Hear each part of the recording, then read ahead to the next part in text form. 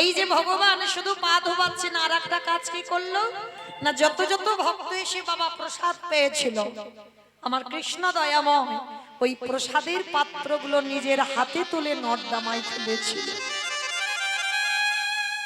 কিন্তু এখানে আমাদের প্রশ্ন, ভগবান হয়ে বাবা তিনি পা ধোবাচ্ছে কেন?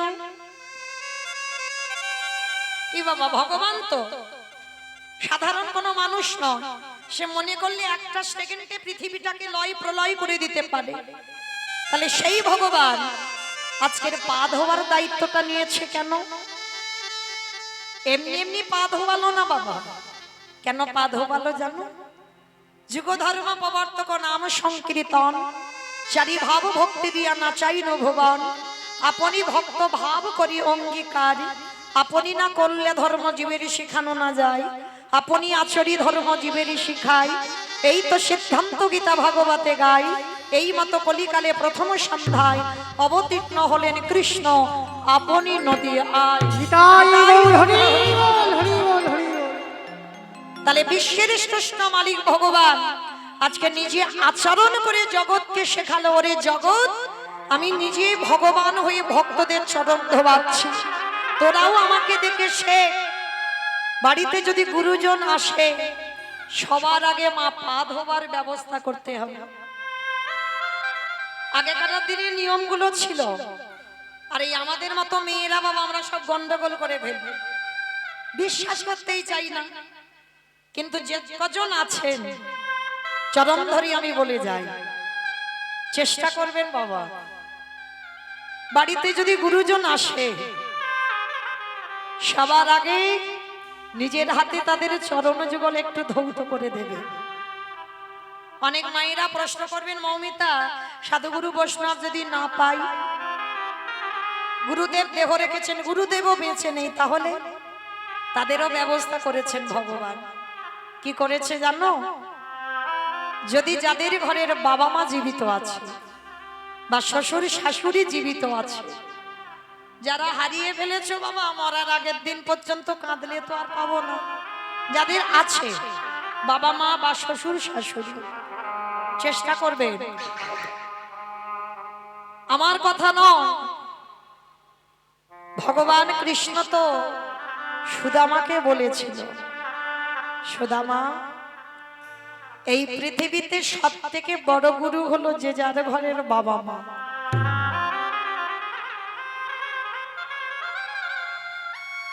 তারপরে গুরু হলো শিক্ষা গুরু, দীক্ষা গুরু, তারপরে গুরু হলাম আমি ভগবান।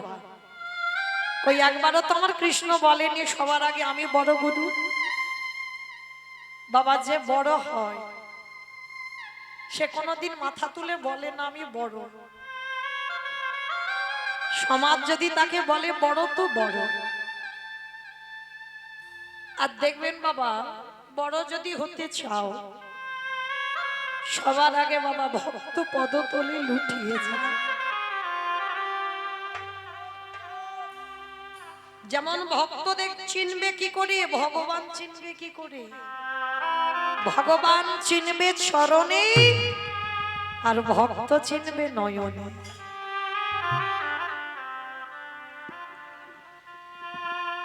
ভক্ত যারা হবে বাবা আহামরি চেহারা হয় না, ভালো করে লক্ষ্য করবেন।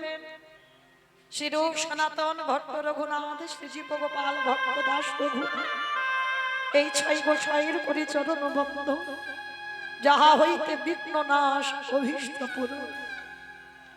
নামাচার্য হরিদাস ঠাকুর চেহারাগুলো দেখেছি।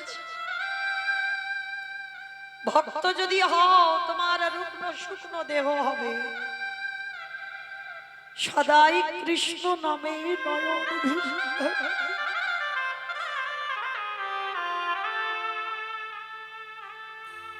একবার কৃষ্ণ নামে যার হৃদয়টা দুলে ওঠে,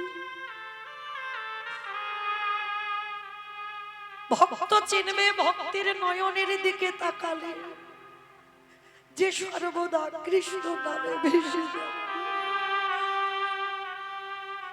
ত্রিনাদপি শুনিয়েছিল তরুরিব সহিষ্ণু না, অমানিনা মানদেন কীর্তনীয় সদা। স্বভাব হবে তৃণের মতো, গাছের মতো সহিষ্ণুতা অর্জন করতে হবে। গাছ রোদেতে দাঁড়িয়ে আছে, বৃষ্টিতে ভিজছে, তবু দেখো শক্ত হয়ে গাছ দাঁড়িয়ে আছে। একটুখানি অক্সিজেন, কোনো মানুষ যদি অসুস্থ হয় একটুখানি অক্সিজেনের দাম কত, আর ওই গাছপালা দেখো আমাদের কত কত অক্সিজেন দেয়, তবু আমরা মূর্খ জীব, আমরা সেই গাছের ডালপালা ছিটে দিই। তবু কিন্তু গাছ প্রতিবাদ করে বলে না যে আমি তোমাদের এত এত অক্সিজেন দিই, তোমরা কেন আমাকে এমন ডালপালা ছিটে দাও। বৈষ্ণবতা অর্জন করতে গেলে, ভক্ত হতে গেলে ওই ঘাসের মতো নিচু হতে হবে, আর গাছের মতো সহিষ্ণুতা অর্জন করতে হবে। কেউ যদি হাজার কটু কথা বলে যায়, তুমি তার মুখের উপরে একটা কথা বলতে পারবে না। যদি একটা গালে চর মেরে যায় আর একটা গাল বাড়িয়ে দাও, মাথা নিচু করে অপরাধ না করেও স্বীকার করো যে আমি অপরাধ, তবেই তুমি কিঞ্চিত ভক্ত হবা, সৌভাগ্য অর্জন করবে। তাহলে ভক্ত চিনতে গেলে বাবা তার নয়নে দেখতে হবে, আর ভগবান চিনতে গেলে চরণ দর্শন করতে হবে। তো আজকে সেই বিশ্বের স্রষ্টা মালিক ভগবান সুদামাকে বলেছিল, পৃথিবীর মাটিতে সব থেকে বড় গুরু হলো যে যার ঘরের বাবা মা। আমার কথা নয়, আমার কথা বিশ্বাস করতে হবে না, যেতে হবে না নবদ্বীপ, যেতে হবে না বৃন্দাবন, হরিদ্বার, দক্ষিণ ভারত, পশ্চিম ভারত, কুম্ভ মেলায় কোথাও যেতে হবে না। একবার জীবিত ভগবানকে বছর অন্তর সেবা করো। আর জীবিত ভগবান যে কথা বলতে পারে, যে খেতে পারে, তাকে সেবা করো। মাটির মূর্তির সেবা করো, পাথরের মূর্তির সেবা করো, পিতলের মূর্তির সেবা করো, ভালো ভালো খেতে দাও, খায় না, কথা বলে না, তাকে তুমি সেবা করছো। বছরান্তর দুর্গা পূজা, কালী পুজো সব পুজো করছো, ওই জীবিত ভগবানকে বছরান্তর একবার পূজা করো। এটা মনুষ্য জীবনে কর্তব্য বাবা, যে বছর অন্তর একবার বাবা মাকে আসনে বসাও। আমরা হিন্দু ধর্মের মানুষ, সনাতন ধর্মের মানুষ, বাবা মার চরণ যুগল ধৌত করে, বাবা মার চরণে একটু পুষ্প নিবেদন করে, বাবা মাকে প্রণাম করে, একটু নিজের হাতে বছর অন্তর একবার যত্ন করে বাবা মাকে খাইয়ে দাও। যদি তোমার চরিত্র এমন হয়, ভগবান বলছে তাকে কোথাও যেতে হবে না, তাকে কৃষ্ণ বলতে হবে না, আমি কৃষ্ণ দয়াময়, সারা জীবন সেই ভক্তের দরজায় বন্দী হয়ে যায়। তাই বাবুর প্রেমানন্দে করিব। তাই তো আমার ভগবান কৃষ্ণ রাজস্বই যজ্ঞে আজকের পা ধোয়ার কাজটা করছে। কেন? নিজে আচরি ধর্ম জীবেরই শিখায়, সবাইকে চৈতন্য দান করছে ভগবান। শুধু পা ধোয়ালো না, আর একটা কাজ, ভক্তরা প্রসাদ পেয়েছে। যেমন কালকে কত ভক্ত প্রসাদ পাচ্ছে, কত অন্ন ব্যঞ্জন তৈরি হয়েছে, জানি না বাবা কারা পাতাগুলো গুড়িয়েছে। যদি তাদের কানে যায় আমার এই আওয়াজ, যারা ওই এঁঠো পাতাগুলো গুড়িয়েছে তারা নিজেরা জানে না কি অমূল্য সম্পদ তারা কাল পেয়েছে। কারণ আমার ভগবান কৃষ্ণ ওই কর্মটা রাজস্বই যজ্ঞে করেছিল। শুধু পাতাগুলো ফেলেনি, আরো একটা কাজ করেছিল। যেখানে পাতাগুলো ফেলছে না, ভক্তরা প্রসাদ পেয়েছে, এঁঠোগুলো পাতাতে লেগে আছে, কৃষ্ণ দয়াময় আড়ালে গিয়ে ওই পাতা থেকে এঁঠো তুলে কৃষ্ণ আমার সারা গায়ে মাখছে। ভক্ত বাৎসল্য ভগবান ওই ভক্তের এঁঠোগুলো যখন গায়ে মাখে, যুধিষ্ঠির মহারাজ ছুটে এসেছে, কৃষ্ণ ভক্তদের পা ধোয়াচ্ছিস মেনে নেওয়া যায়, ভক্তদের এঁঠোগুলো মাখছিস, এটা কেন করছিস? ওদের পা ধোয়াচ্ছিস ঠিক আছে, এঁঠো পরিষ্কার করছিস ঠিক আছে, কিন্তু এঁঠোগুলো মাখছিস কেন কৃষ্ণ? ভগবান হেসে বলল, যুধিষ্ঠির দাদাকে, দাদা গো, এই জগতে সবাই তো অপরাধ করে, সবার পাপের বিচার আমি স্বয়ং ভগবান করি। দাদা সবাই পাপী, আর আমি কি জানো? বলি আমি হলাম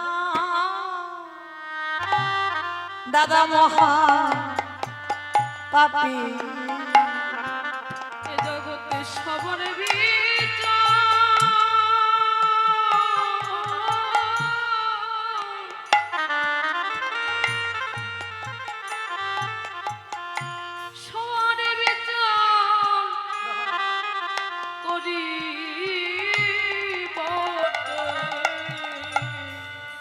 আমার মতো পাপী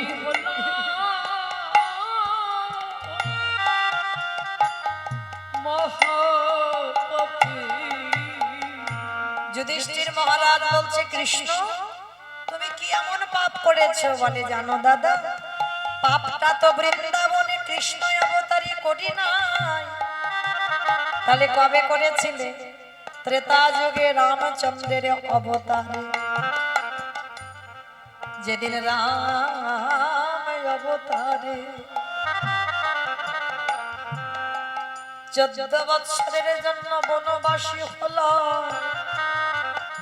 হরি বল। বাবা একজন দাস ছিল, কে গো? হনুমান, তাই না? এইটা হনুমানের মৃত্যু উপলক্ষে অনুষ্ঠানটা হয়। বেশ, তাহলে তো একটু বলতেই হয় বাবা। এই হনুমান দাস কিন্তু রামচন্দ্রের প্রথম ছিল না। হনুমান দাস ছিল বাবা সুগ্রীবের। ভালো করে যারা রামায়ণ পড়বেন, রামায়ণ জ্ঞানী, ভালো করে দেখবেন রামচন্দ্রের দাস নয়, সুগ্রীবের দাস ছিল। হ্যাঁ, তাহলে সুগ্রীব পাঠিয়েছিল রামচন্দ্রকে দেখভাল করবার জন্য। হ্যাঁ, যেমন কালকের আমার কীর্তনে যারা ডোনেট করেছে, যারা সাহায্য করেছেন কালকের আমার উত্তর গোষ্ঠ, তারা তো আমার এই দেশের কাজে লেগেছে, দেশ রক্ষার জন্য তারা লেগেছে। ঠিক সেই রকম রামচন্দ্রকে রক্ষা করবার জন্য সুগ্রীব হনুমানকে পাঠিয়েছিল রামচন্দ্রের কাছে। তাহলে হিসাবে রামচন্দ্রের দাস নয়, পরে দাস হয়েছে। হিসাবে বাবা হনুমান সুগ্রীবের দাস ছিল, সুগ্রীবের কাছে কর্ম করত। আর সুগ্রীব পাঠিয়েছিল রামচন্দ্রকে মানে সব সময় সুরক্ষিত করবার জন্য হনুমানকে দায়িত্ব দিয়েছিল। সেই হনুমান 14 বছর পর যখন রামচন্দ্র ফিরে আসবে, হনুমানকে বলেছিল, হনুমান তুমি কি চাও আমার কাছে? ভক্তের লক্ষণ দেখেন মা, ভক্ত কোনোদিন নিজের জন্য কিছু চায় না, কোনোদিন চাইবে না। যে ভক্ত হবে বাবা সে কোনোদিন বলবে না আমি ভালো থাকি। হ্যাঁ, যে ভক্ত হবে সে প্রণাম করতে গেলে ভগবানের কাছে একটাই কথা বলবে, প্রভু তুমি সবাইকে ভালো রেখো। সবাই মানে পৃথিবীর সকলকে ভালো রেখো, সে আমার শত্রু হোক আর আমার মিত্র হোক। যারা ভক্ত হবে তাদের মুখে প্রথমে এই কথাটা আসবে। আপনাদেরও বলে যায় যে নিজে ভালো থাকবো, নিজের পরিবার ভালো থাকবে না। যে জগতের জন্য কাঁদে, যার হৃদয়ে জগতে সবার জন্য কাঁদে, তবে তুমি মানুষ। তার রামচন্দ্র যেই না বলেছে, হনুমান আমি তো অযোধ্যায় ফিরে যাব, 14 বছর হয়ে গেলে, তুমি কিছু তো চাও। হনুমান কেঁদে বলেছিল, হে রাম দয়াময়, যদি একান্ত তোমার কিছু দিতেই হয় বলো কি চাও? তুমি একবার আমার মাকে দর্শন দাও। সন্তান কেমন হওয়া উচিত দেখেন বাবা, হনুমানের কাছ থেকে শিখে নেন। বলছে আমার মাকে দেখা দাও। আমার মা অঞ্জনা বসে বসে কাঁদে, কারণ হনুমান যখন রামচন্দ্রের সেবক হলো তারপর থেকে অঞ্জনা মার সঙ্গে সাক্ষাৎ হয়নি। অঞ্জনা মা কেঁদে কেঁদে একেবারে অন্ধ, চোখে দেখতে পাই না। তাজকের হনুমান বলল, তাহলে কৃপা যদি করতে হয় তুমি আমার মাকে কৃপা করো। বেশ হনুমান, তোমার কথা শিরোধার্য, আমি তোমার মাকেই কৃপা করব। রামচন্দ্র অঞ্জনা মার কাছে গেছে, অঞ্জনা মার কাছে গিয়ে ডাকছে মা। অঞ্জনা মা তো চোখে দেখতে পাই না, চারিদিকে হাঁচা করে আসছে, কে কে আমায় মা বলে ডাকলো? এমন হৃদয়ে জুড়ানো মা ডাকতো কোনোদিন আমায় কেউ ডাকেনি। কে রে বাবা তুই? রামচন্দ্র গিয়ে একেবারে সাষ্টাঙ্গে অঞ্জনা মার চরণে রামচন্দ্রের মাথা। ভালো করে দেখেন মা, যিনি বিশ্বের শ্রেষ্ঠ মালিক ভগবান, তার মাথাটা পড়েছে অঞ্জনা একটা বানরীর চরণে। যেই না মাথাটা পড়লো, পরশমণির পরশে যদি লোহা সোনা হয়ে যায়, আরে আমার গোবিন্দ পরশে না জানি জগতে কি না হয়। অঞ্জনা মায়া মা ওই রামচন্দ্রের সর্বঙ্গে হাত বুলায়ে বলে উঠবে, হেরে বাবা বলে বলা মা, হনুমান এলি কিনা। আমি কতদিন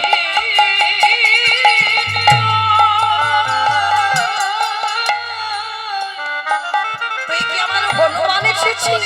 নয় দেখি নাই রে, বল বলা মা, হনুমান এলি নাকি? কিন্তু তুই ওরে খোকারে, আমার হনুমান যদি আমায় প্রণাম করে, তাহলে আমার এমন অনুভূতি হয় না। সত্যি করে বল তুই কে? হনুমান পাশে ছিল মা। মা একটা কথা বলি, আমি তোমার হনুমান। তার চোখে তো দেখতে পাই না অঞ্জনা। হনুমানকে বলছে, হ্যাঁ রে বাবা, এতদিন কোথায় ছিলিস? বাবা, যারা ভক্ত মানুষ হবে তারা মিথ্যা বলবে না, সত্যিটাও বলবে না। মানে এমন ভাবে কথা বলতে হবে যেটা মিথ্যা নয় আর যেটা সত্যিও নয়। তা অঞ্জনা মা জিজ্ঞেস করছে, হ্যাঁ রে হনুমান, ওমা রাখো রাখো, দিতে হবে না। হনুমান, এতদিন তুই কোথায় ছিলিস? তো হনুমান বলছে, ওমা আমি তো তীর্থে গিয়েছিলাম।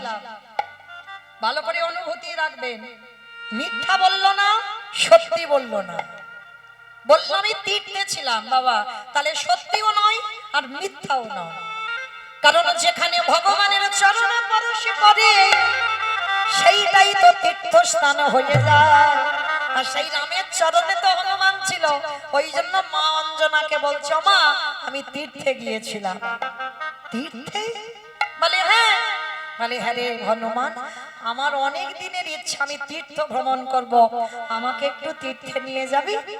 তা হনুমান হেসে বলছে, ওমা মা, তীর্থে নিয়ে যাব না, আমি তীর্থ তোমার কাছে এনে হাজির করব। এই তীর্থ কোনদিন হাঁটতে পারি? তীর্থ তো একটা জায়গাকে বলে।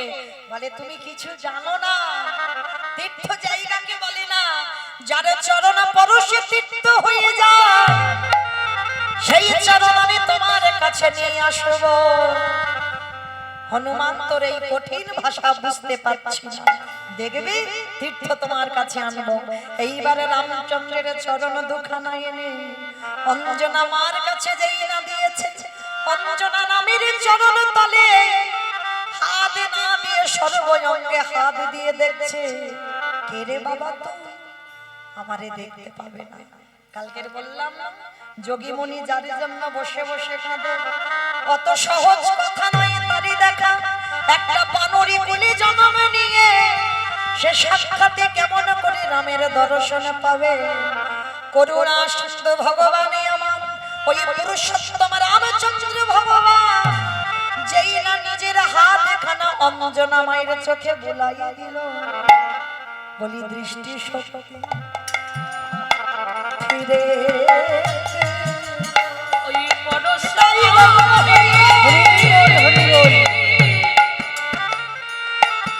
ওই পরশমণির পরশে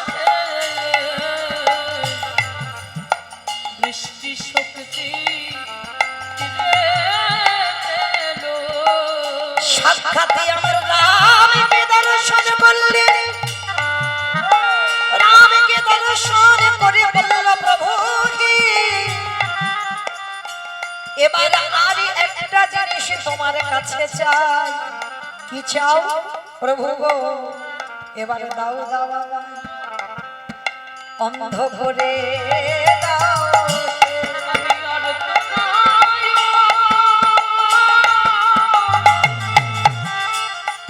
আমি আর তো নয় চাই না প্রভু, আমায় দাও দাও অন্ধ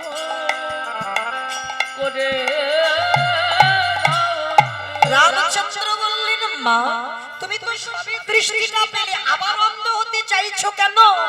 ওরে রামের যে নয়নে একেবারে প্রভুর চরণ দর্শন হয়ে যায়, সেই নয়নে আর বাচ্চাকে জগতের কিছু দেখতে ভালো লাগে না। তাই আমি আর জগতের কিছু দেখতে চাই না। অমূল্য সম্পদে যখন এই নয়নে দর্শন করলাম, আমি সারা জীবন অন্ধ হয়ে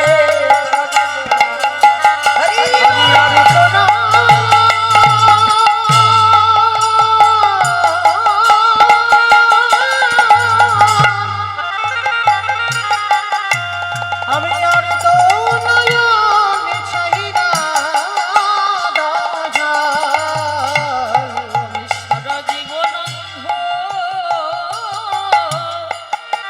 হয়ে থাকবো। সেই রামচন্দ্রকে টেনে এনেছিল হনুমান। আর এই হনুমান কত বড় ভক্ত ছিল জানো? ওই হনুমান নবদ্বীপে কে বাবা? মুরারি গুপ্ত। হরি বল, মুরারি গুপ্ত। কারণ এই মুরারি গুপ্ত মহাপ্রভুর চিকিৎসক। মানে আমাদের যেমন দেখবেন ধরাবাঁধা একটা করে ডাক্তার থাকে না, মহাপ্রভুর একটা ডাক্তার ছিল যিনি হচ্ছেন মুরারি গুপ্ত। আর এই মুরারি গুপ্ত মানে গাছগাছরার ওষুধ দিত, আয়ুর্বেদিক চিকিৎসা করত। মহাপ্রভুর থেকে অদ্বৈত আচার্য যেমন 52 বছরের বড়, মুরারি গুপ্ত ছিল 20 বছরের বড়। আর এই মুরারি গুপ্ত একেবারে জন্ম থেকেই বাবা রামচন্দ্রের ভক্ত ছিল।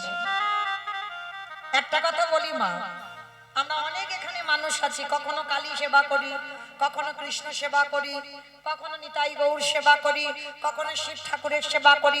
মানে যখন যেটা মনে হয় আমরা তখনই সেটা সেবা করি। ওটা নয়, ভালো যদি বাঁচতে হয় একজনকে ভালোবাসো। 10 জনের ভালোবাসা এটা ভালোবাসা বলে না। হ্যাঁ, ভালো একজনকে বাঁচতে হয়, সেটা মুরারি গুপ্ত শিখিয়েছে। তা এই নিমাই তো ছোটবেলা থেকে বাবা একেবারে নাস্তিক। মানে বৈষ্ণবদের সহ্যই করতে পারতো না। হ্যাঁ, যদি বৈষ্ণবরা হরিনাম করতে করতে রাস্তা দিয়ে যেত, ওই নিমাই কি করতো জানো? তাদের পিছন থেকে ওই পিছনের কাঁচাটা টান দিয়ে খুলে দিত। মানে বৈষ্ণবরা যদি হরিনাম করতো, ওই ছোট্ট নিমাই এত দুষ্ট ছিল, ওই গুরুজনদের গায়ে বাবা প্রস্রাব পর্যন্ত করে দেয়। মানে এত বদমাশ ছিল। কৃষ্ণ ভক্ত তো তখন হলো যখন বাবার জন্য গয়ায় পিণ্ডদান করতে গেল ঈশ্বরপুরীর কাছে, যখনই দীক্ষা মন্ত্রটা নিল, তারপরেই তো কৃষ্ণ প্রেমে বিভোর। যখন গয়া থেকে ফিরে এলো নবদ্বীপে, সে নিমাই আর সে নিমাই নয়, একেবারে অন্য ধরনের নিমাই। সর্বদা কৃষ্ণ নামে কাঁদে দীক্ষা নেবার পর আর গয়া থেকে ফিরবার পর। তার আগে নয়, তার আগে আমার নিমাই মুরারি গুপ্তকে একদিন প্রশ্ন করেছিল, মুরারি, আচ্ছা সবাই তো আমাকে সম্মান করে, তুমি করো না কেন? হ্যাঁ, বলে নিমাই আমি সম্মান করি না। কে বলেছে? বলে শোনো, আমি তোমার ভিতরের খবর সব জানি। তুমি বাইরে একরকম আর ভিতরে একরকম, আমি কি বুঝি না মনে করেছো? কারণ মুরারি তখন বুঝতে পারেনি যে নিমাই ভগবান। যেই না বলেছে বাইরে একরকম আর ভিতরে একরকম, কারণ বাইরে হরিনাম করতো ঠিক মুরারি, কিন্তু ভিতরে তো আমার রামচন্দ্রের সেবক, রাম ছাড়া কিছু জানতো না। ওই জন্য যেই না নিমাই বলেছে তুমি বাইরে এক আর ভিতরে এক, সঙ্গে সঙ্গে মুরারির মনটা কেঁপে উঠেছে। এ ছেলে জানলো কি করে? আমি ভিতরে যে কাকে সেবা করি সেটা আমি ছাড়া তো কেউ জানে না, এ ব্যাটা জানলো কি করে? তাহলে তো একদিন জানতেই হয়। এ কি করে জানলো আমার খোলের খবর? জানতে হয়। যখন বাবা গয়া থেকে ফিরে এসে উন্মাদ হলো, তখন তো বুঝতে পেরেছিল নিমাই হলো কৃষ্ণ। আজকের সবাই নিমাইকে ভগবান রূপে প্রণাম করে, কিন্তু মুরারি গুপ্ত কোনোদিন করে না। 20 বছরের বড় বলে নয়, যেমন অদ্বৈত আচার্য তো 52 বছরের বড়, তবু প্রণাম করে নিমাইকে। কেন? নিমাই ভগবান, বিশ্বের স্রষ্টা মালিক, সবাই নবদ্বীপে প্রণাম করে, কিন্তু মুরারি গুপ্ত একদিনের জন্য প্রণাম করে। একদিন আমার নিমাই প্রশ্ন করেছিল, মুরারি সবাই প্রণাম করে, তুমি তো কোনোদিন আমাকে প্রণাম করো না, মুরারি করো জোরে করে বলল হে দয়াময়, একান্ত যদি আমার প্রণাম তুমি গ্রহণ করতে চাও তাহলে ওই রূপে দাঁড়ালে হবে না, তুমি একবার রাম হয়ে দাঁড়াও দেখি। তাই গৌর হরিব ওই রূপে রাম হয়ে দাঁড়াও দেখি। তো মহাপ্রভু তো চমকে উঠেছে, মুরারি আমি কলিযুগে নিমাই আমি রাম হব কি করে? ঠিক আছে হবে না তো তাহলে আমার প্রণাম তুমি পাবে না। দয়াময় এই দেহ ঘন প্রাণে জীবন যৌবন আমি রামের চরণে অর্পণ করলাম, আর একবারে যদি দেহ কারোর প্রতি সমর্পিত হয়ে যায়, আরে যে আমি এই দেহ কাউকে দুটো হাত দিয়ে প্রণাম করতে পারি না, কারণ এই প্রণাম আমার রামের জন্য, এই প্রণাম আমি তোমাকে করতে পারি না। সেই নিমা মুরারি গুপ্তর বাড়িতে গিয়ে বলল, মুরারি গো তোমার প্রেমে ভালোবাসায় আমি বড় সন্তুষ্ট হলাম, তাই আমি কথা দিলাম ওই মুরারির ঘরের সামনে যেই না বেদির উপরে আমার মহাপ্রভু দাঁড়িয়েছে, মুরারি চরণ তলে বসেছি, যতক্ষণ না তুমি আমার তীর ধনুক নিয়ে দাঁড়াবে ততক্ষণ আমি প্রণাম করব না। এইবার ভক্ত বাৎসল্য ভগবান ভক্তের ওই আর্তনাদ সইতে না পেরে ওই মুরারি গুপ্তের দরজার সামনে আমার ভগবান তেমন ভাবে আজ দাঁড়াইল। হরিবা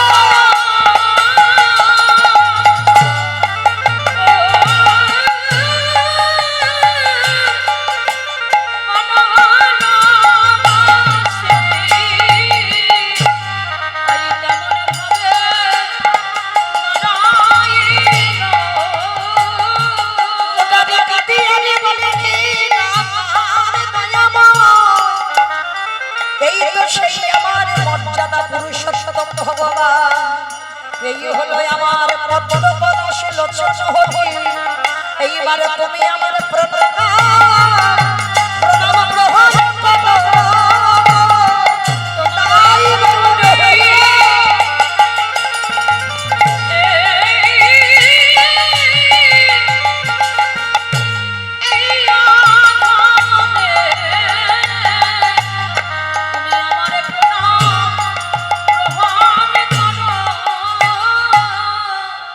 তাহলে আজকে সেই ভগবান কৃষ্ণচন্দ্র রাজস্বাই যজ্ঞে যুধিষ্ঠির মহারাজকে বলেছিল যে জানো আমি যে অপরাধটা করেছি, যে অপরাধের মাসুল আমি দিচ্ছি, ভক্তদের চরণ ধোয়াচ্ছি, ভক্তদের এঁঠো পরিষ্কার করছি, ভক্তদের এঁঠো গায়ে মাখছি, কেন না রাম অবতারে আমি নিজের হাতে রাবণকে বধ করেছি, আর রাবণকে বধ করে আমার দেহের মাথা থেকে পায়ের নখ পর্যন্ত পাপী হয়ে গেল, আর সেই পাপ ধোবার জন্য রাজস্বাই যজ্ঞে কৃষ্ণ অবতারে ভক্তদের চরণ ধোয়াচ্ছি। তাহলে মায়েরা এইটুকু যারা আমরা শুনলাম, যারা বুঝলাম, কি বুঝলাম? ভগবানও অপরাধ করে আর আমরা তো তুচ্ছ বাবা, আমরা করবো না, পাপ ফেললেই পাপ। তাহলে যদি কেউ অপরাধ করে একজন বৈষ্ণবের চরণ যুগল ধৌত কর, ওই ভক্তদের এঁঠো পাতা পরিষ্কার করো, ভক্ত সঙ্গ করো, ওই বৈষ্ণব সঙ্গ করো, ভক্তের চরণ ধুলা তোমরা অঙ্গে মাখো, আর যদি মানতে পারো সমস্ত কোটি কোটি জন্মের পাপ থেকে মুক্তি পাবো পাবো পাবো। এইবার ভগবান পা ধোবার ব্যবস্থা করেছে। অগ্নিদেব, পবনদেব, বরুণদেব, ইন্দ্র, ইন্দ্রাণী, ব্রহ্মা, সাবিত্রী, শিব, দুর্গা সব পরপর লাইন দিয়ে আছে, আর কৃষ্ণ একে একে পা ধোবাই আর যজ্ঞের ভিতরে প্রবেশ করে। এমন সময় জগৎ জননী মা দুর্গা আমার বাবা ভোলানাথকে ডাকছে, প্রাণনাথ এসো, কৃষ্ণ পা ধোবাবে, পা দুটো একটু ধুইয়ে নিয়ে চলো। আমার বাবা ভোলানাথ হাসছে আর বলছে, পার্বতী তোমার মাথা ঠিক আছে তো? কৃষ্ণ পা ধোবাবে আর আমার পা দুটো বাড়িয়ে দেব। শোনো, তোমার যদি এত ইচ্ছে করে তো তুমি লাইনে দাঁড়াও, আমার পা তো কৃষ্ণ ধোবাবে না। এই কথা বলে ওই লাইন থেকে বাবা ভোলানাথ বেলাইনে চলে গেছে। আর আড়ালে গিয়ে কি করেছে জানো, কৃষ্ণের চোখে ধুলো দেবে বলে আমার বাবা ভোলানাথ দুম করে একটা কুকুর হয়ে গেছে। কারণ কুকুর হলো প্রভু ভক্ত, ওর মতো প্রভু ভক্ত কেউ হবে না। কুকুর হয়েছে, আর কুকুর হয়ে যাবে কোথা থেকে? কোন দিক থেকে যাওয়ার জায়গা নেই, তাহলে যাবে কোথা থেকে? কৃষ্ণ হেড হয়ে পা ধোয়াচ্ছি, পায়ের মাঝখানটা ফাঁকা মতো দেখেছি। আর বাবা মনে মনে করছে ওই পায়ের ফাঁক দিয়ে, পায়ের তলা দিয়ে গলে যজ্ঞের ভিতরে চলে যাবে। এইবার ভোলানাথ কুকুর হয়েছে, পিছন থেকে আসছে, আর কৃষ্ণের চোখ তো চারদিকে ঘুরে ঘুরে বেড়াচ্ছে। কি বাবা, আমি কীর্তন করছি, আমি একটু উপরে দাঁড়িয়ে আছি ঠিক কথা, কিন্তু কে কীর্তন শুনছে, কে শুনছে না, কে গল্প করছে, কে হেসে যাচ্ছে, আবার কে বসে বসে আমি দেখতে পাচ্ছি না। কিন্তু মা, আমি দেখতে না পেলে কি হবে? যে বেটা ওই সিংহাসনে বাঁশিটা বাজাচ্ছে, কথা সোজা নয়, খাতা কলমে হিসাব করে সময় মতো পৌঁছে দেবে। তাইবার আমার ভগবান তো নিচু হয়ে দেখছে, বাবা ভোলানাথ কুকুর হয়ে পিছন থেকে আসছে। আর পিছন থেকে এসে বাবা সবে মাত্র কৃষ্ণের পায়ের ফাঁক দিয়ে মাথাটাকে, আর যেই না মাথাটা দিয়েছে, কৃষ্ণ দুটো হাঁটু নিয়ে কুকুরের কানের কাছে, এইবার দেখ কেমন লাগে। আর যেই না কুকুরের কানের কাছে চেপে দিয়েছে, কুকুর এবার কি করবে? কেউ কেউ করবে না, বারবার বলছে কৃষ্ণ ছেড়ে দে, কৃষ্ণ ছেড়ে দে, কৃষ্ণ ছেড়ে দে। বলে ছাড়বো বলে ধরি না। হে বৈষ্ণবী গোসাই, তোমার মতো বৈষ্ণবীর দুটো পা ধোবলে বোধহয় কম হতো, তাই তো কৃপা করে করুণা করে আমার জন্য আরো এক্সট্রা দুটো জুড়ে দিয়েছো। বুঝেছো? শিব ঠাকুরের কটা পা? দুটো পা। আর কুকুরের চারটে। ভগবান কত চালাক দেখো, তোমার মতো বৈষ্ণবীর দুটো পা ধোয়ালে কম হতো, ওই জন্য তো তুমি আমার জন্য আরো এক্সট্রা দুটো জুড়েছো।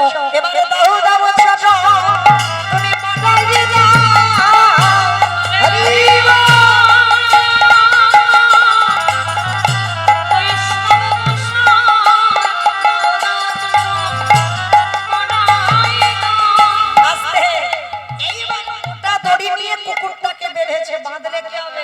কুকুরের চারটে পা শুধু ছটছট করছে। ভগবান বলে এবার পায়ের ব্যবস্থা করতে হবে, দাঁড়া। মোটা দড়ি নিয়ে কুকুরটাকে বেঁধেছে, আর যত বাঁধে শুধু ছটছট করে। ভগবান বলে দাঁড়া। এইবার চারটে পা এক জায়গায় বেঁধে দিয়েছে, আর যেই না চারটে পা এক জায়গায় বেঁধে দেওয়া, আর কিছু করতে পারবে?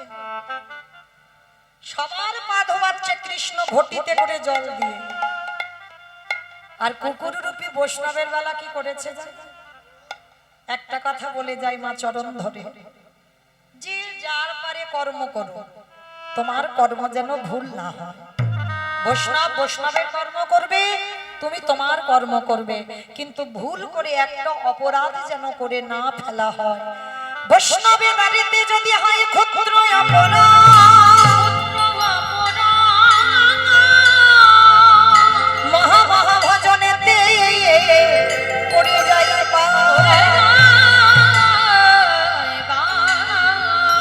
বৈষ্ণব দেখে যাবা নানময় মুন্ড,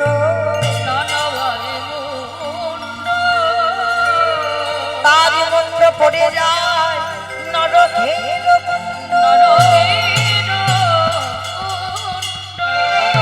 বৈষ্ণব অপরাধ করে যাবা গঙ্গা স্নানে যায়, পতিত পাবনী গঙ্গা তারে দূরে সরে যায়।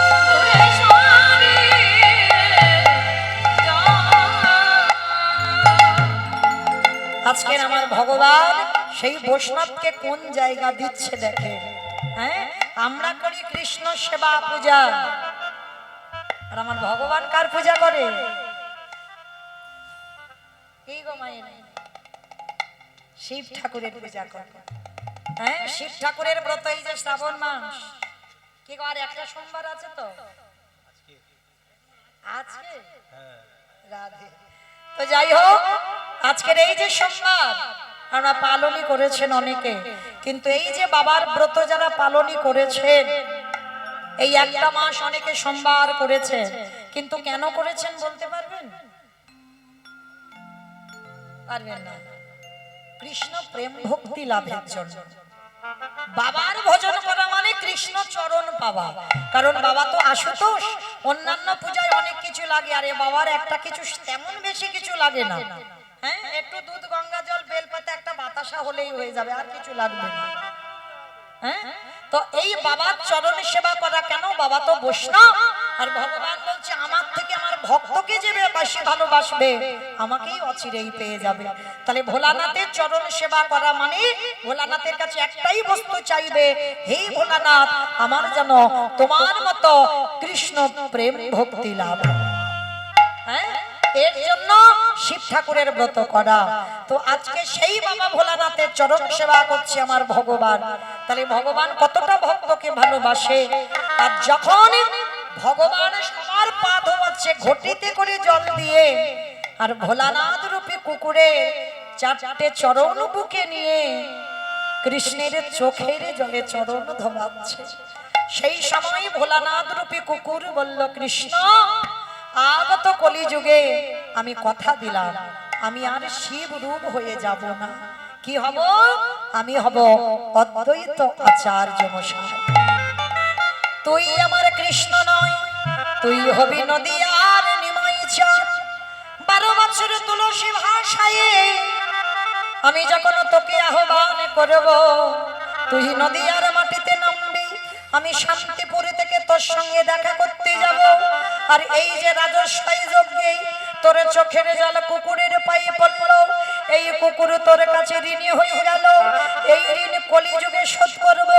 যেদিন তুই নিমাই হবি, যেদিন আমি অদ্বৈত আচার্য হব, যেদিন 12 বছর পর তোর সঙ্গে আমার সাক্ষাৎ হবে, তোর থেকে আমি 52 বছরের বড় হব, যেদিন দুজনে প্রথম মুখোমুখি হব, হরি এমনি করে চরণ আমি ধোবাইব।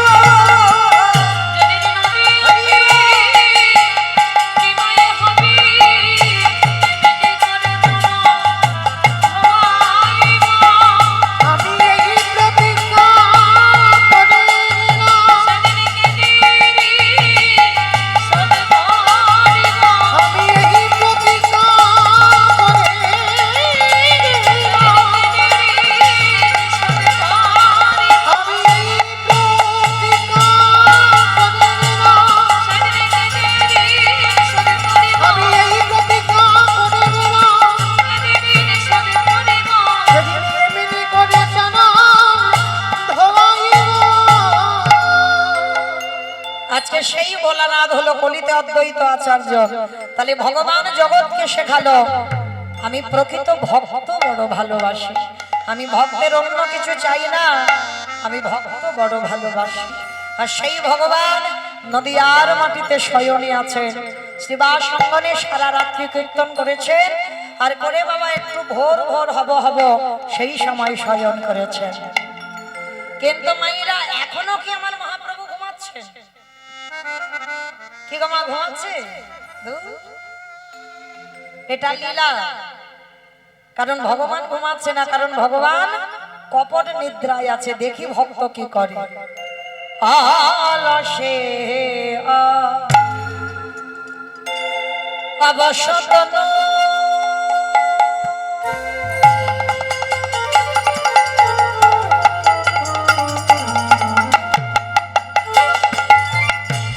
আমারে গোটা নট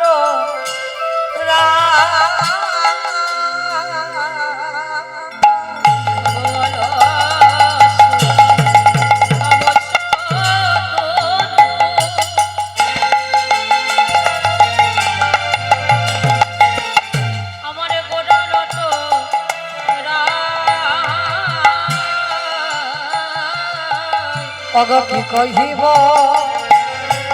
অঙ্গ সভা কহনে না যায়।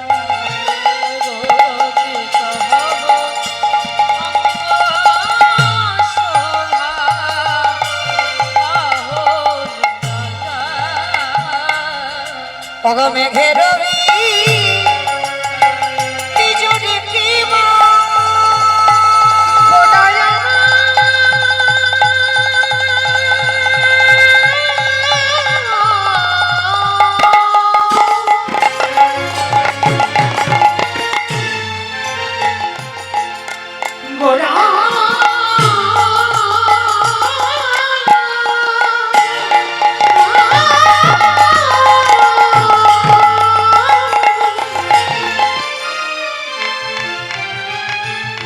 রামে গোনা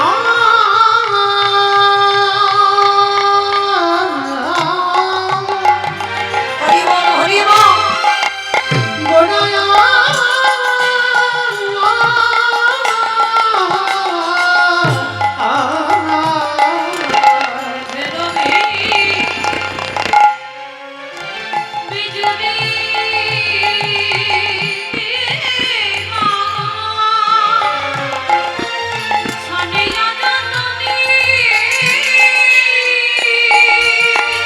কত সুধা দিয়া বিধি কইল নির্মা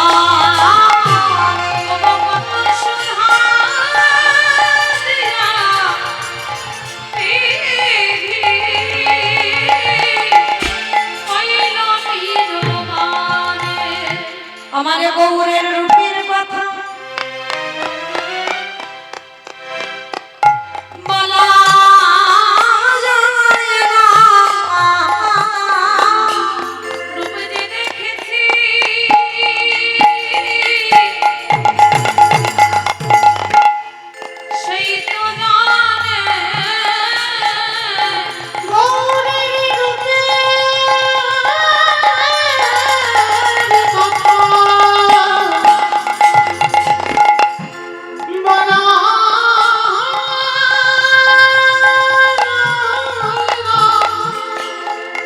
রোদে ভেজা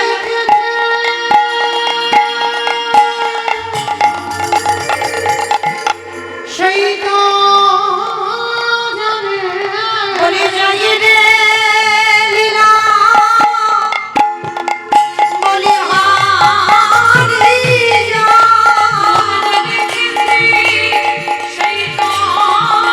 ওই রূপে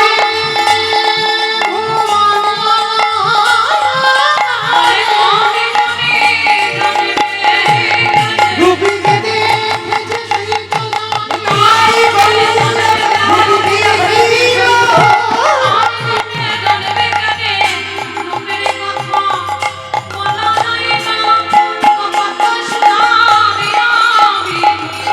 হইল আগে কত সুধা হইল হিরমানি কিন্তু আর তো ঘুমাতে দিলে হবে না, এবার গৌরকে ডাকতে হবে। তবে মা, আমি তো একা ডাকবো না, সবাই মিলে ডাকবো। কি মাইরা ডাকবে তো আমার সঙ্গে? আমি একা একা ডাকবো কেমন মতো লাগবে না? আমি আমার সম্প্রদায় ডাকলে ভালো লাগবে না, সবাইকে ডাকতে হবে। ওই একটু উলুধ্বনি দাও তো দেখি একবার। ওঠো ওঠো গোরা চাঁদ নিশিপাহা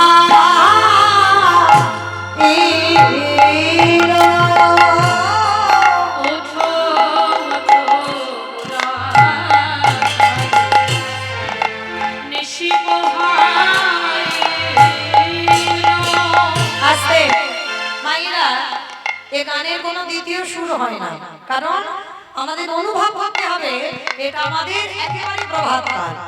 এই যে সূর্য উঠে গেছে সেটা ভাবলে হবে না, এই যে এত বেলা হয়েছে সেটা ভাবলে হবে না, মনের মাঝে অনুভূতিটা রাখতে হবে। সবে সকাল হয়েছে, নদিয়ার ভক্তরা সবাই আমার গৌরকে ডাকছে, তা সকালবেলা প্রভাতী সুর যেমন হয় সেটা আমাদের অনুভূতিতে রাখতে হবে। ওঠো ওঠো গোদা নিশি পহা